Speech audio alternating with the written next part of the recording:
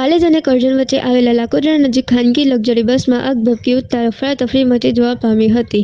વડોદરા જિલ્લામાંથી પસાર થતા રાષ્ટ્રીય ધોરીમાર્ગ નંબર 48 પર લાકોદરા પાસે એક ખાનગી લક્ઝરી બસમાં આગ ભભૂકી ઉઠતા અફરાતફરી સાથે દોડધામ મચી જવા પામી હતી।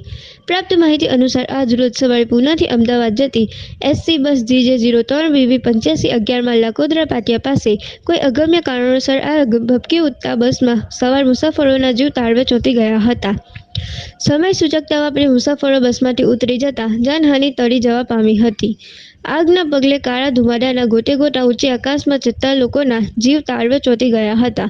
ઘટનાની જાણ કરજણ ફાયર વિભાગને થતાં કરજણ ફાયર વિભાગના કર્મચારીઓ તાત્કાલિક ઘટના સ્થળે પહોંચી સતત પાણીનો મારો ચલાવી આગ પર કાબૂ મેળવ્યો હતો।